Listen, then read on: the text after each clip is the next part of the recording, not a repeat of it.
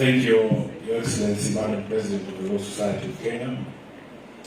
All protocols observed. I know it's lunch hour, but I'll be very brief. My name is Sifuna. I am the Senator of Nairobi, the Deputy Whip of the Minority, still Honorable Kalonzo. And many of you know me as the SG of ODM. Now, I had a choice. I had a choice to attend that jamboree in Homabay or to join you here in Yami to discuss protecting constitutional rule of law and to demand accountability from those in power. I want to say here that I am a proud member of the Law Society of Kenya. As you've been told, my first time being elected was as a member of the Council of the Law Society of Kenya. Those of you who want to join politics, you will always hear people throw snide remarks and saying, this one cannot even be elected as a chair of a cattle league. So, your first time is very important to demonstrate to people that you can actually be elected to anything. And that is the reason why I am always happy to join you. And as the Honorable Kalonzo has said again, you need to maintain some nexus between yourself and your profession, because you never know. The way some of the young people are talking in 2027, all of us might find ourselves back home, and we would have to find something else to do. I want to commend the leadership of the Law Society of Kenya, led by Madam Faith. You have stood in the gap for the people of Kenya. You have stood in the gap for those of us who may have failed the people of Kenya by abdicating some of the roles that were expected for us to execute. So, for standing for the rule of law, the Constitution, all of those things, and for defending the rights of Kenyans, we salute you, not just as the President, but the entire society led by our Council. Now, yesterday I came in and there was a conversation here that was going on. I found the Attorney General addressing this gathering, and she suggested that what leaders need more is prayer. I am not discounting the value of prayer, but if you are put in a position of advice, the most critical thing you need to do for your leadership is to give them the proper advice. These council members here are supposed to give good and proper advice to the President of the Law Society of Kenya.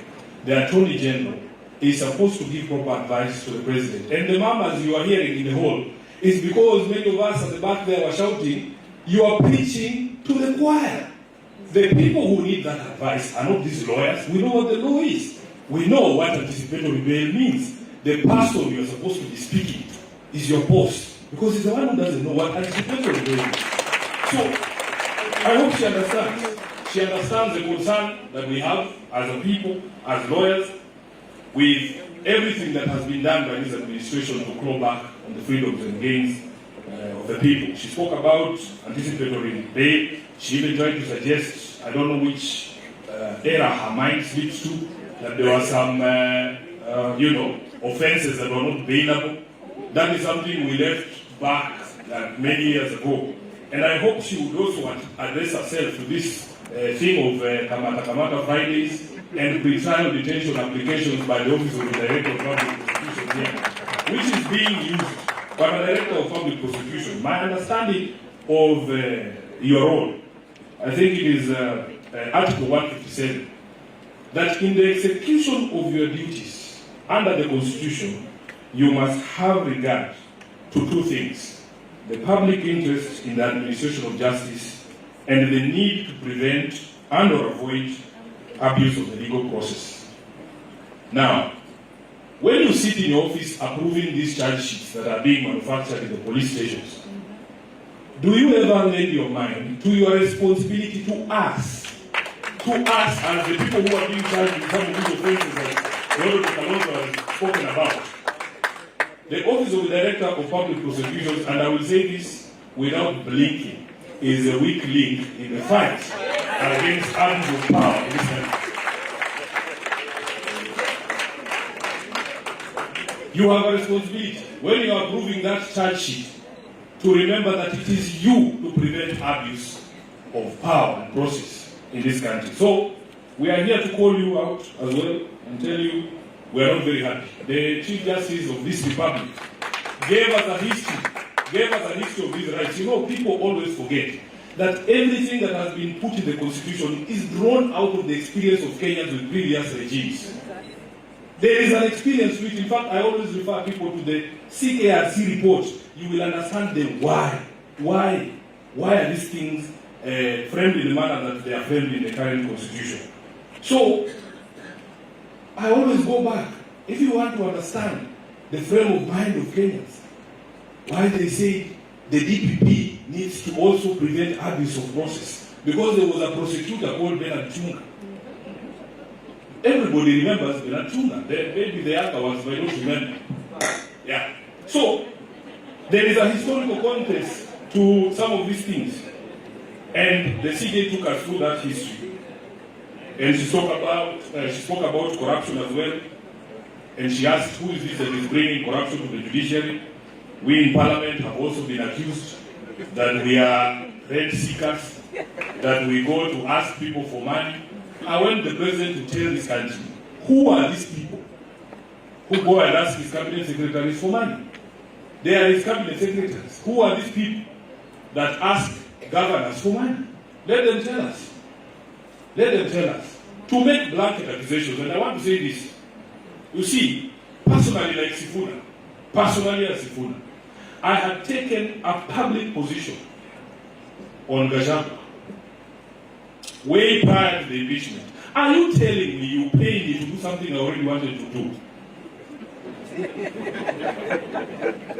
Had I not gone on record objecting to some of the things that were coming from the pulpit of the Deputy President? I had said it. Was I going to demand that you pay me to impeach Gachagua? So, Honorable Kalonzo, some of these things that people say, they are besmirching the entire house. If somebody has come to ask you for money, say Sifuna asked you for money. There's a cabinet secretary who claims when they come to the Senate that somehow we ask them for money to be nice to them. I am a member of the Public Accounts Committee. Our proceedings are live. Those of you who have watched those proceedings, do you see a nice Sifuna? Is that what they pay me to do? Anyway, it's a difficult conversation, but we need to all agree that some of the people who are pointing fingers are the worst possible auctioneers in this country. In fact, their names are synonymous with corruption. If you ask a small child in this country what they know about that person, they tell you that is a thief. And then they are the ones standing and telling us, oh, Parliament is corrupt. All of those committees in Parliament, except two, all of those committees in Parliament are headed by members of his party, the President's party. All of them. Agriculture, lands, whatever it is. So, he should have a PG with his team first of all, before he calls all the members to go for PGs, join PGs. You know, you'll allow me to just speak because when Faith asked me to come to this conference, I asked her what would be my expectation as a guest here. I can see other people came prepared with speeches. The President told me, Sifuna just speak from the heart. And I asked her, are you sure?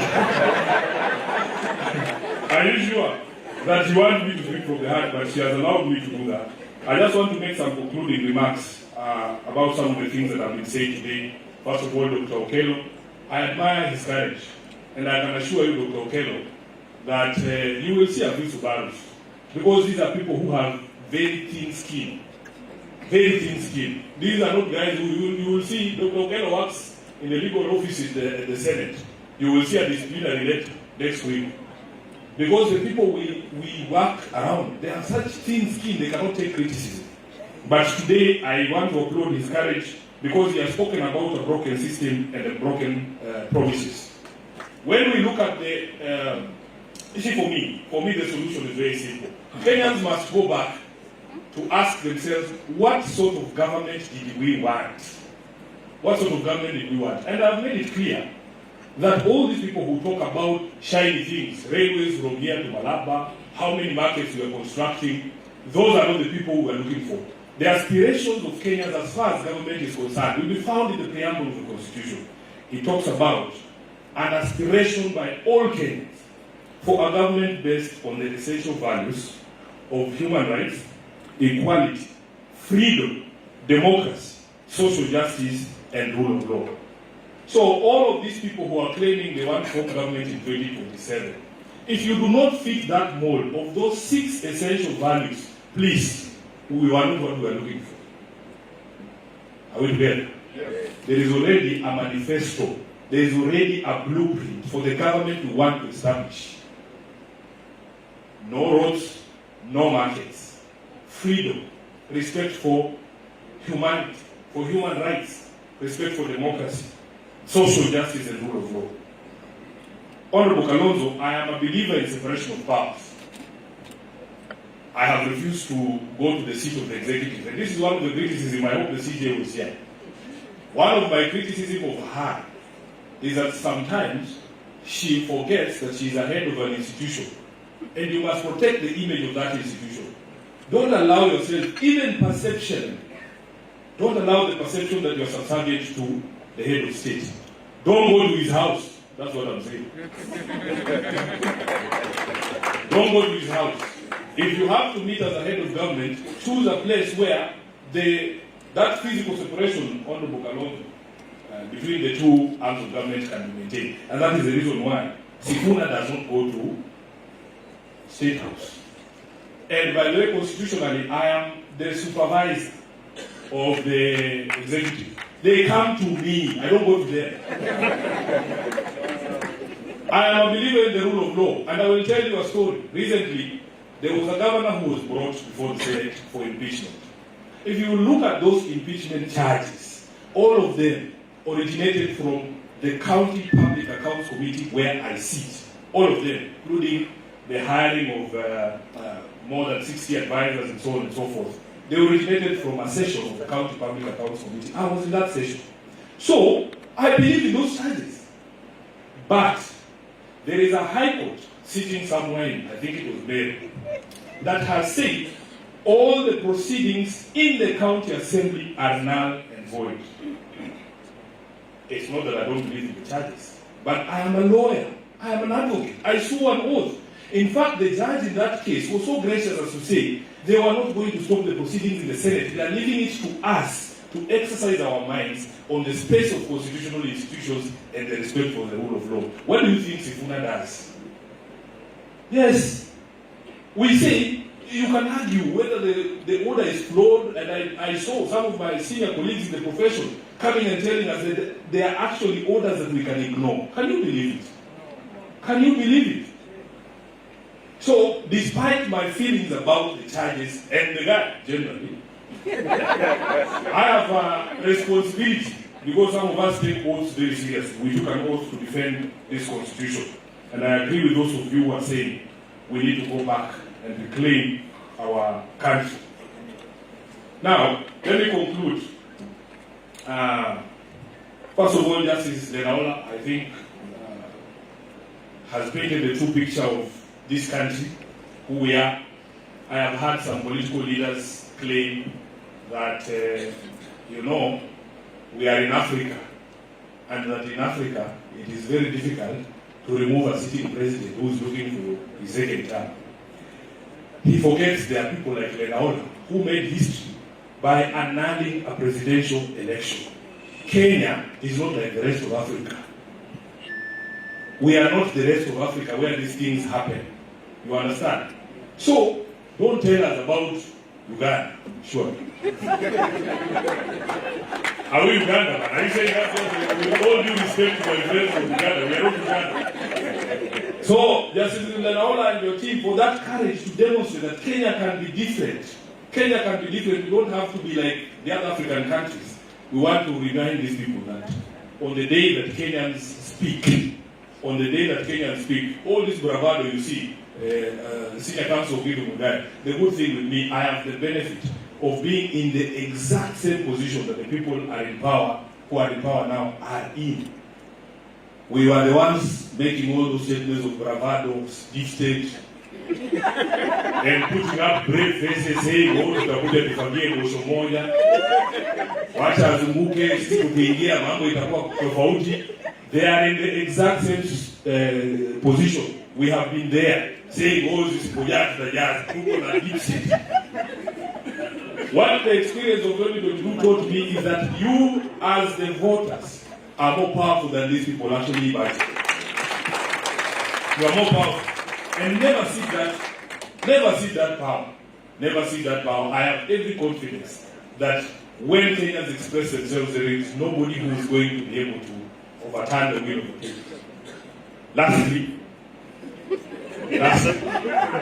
before we go, we're being told, Honorable Kalonji, we must be brave, we must be bold. Saving a nation, this is like an existential fight for this very soul of this country. Saving a nation is not an easy task. We must be bold. The very people who ascended to power on the back of a slogan, were running around just saying hustler. Nobody ever understood what hustler means. Those same people are saying we cannot do the very same and go on a slogan. One word. Say it yourself. Asante sana.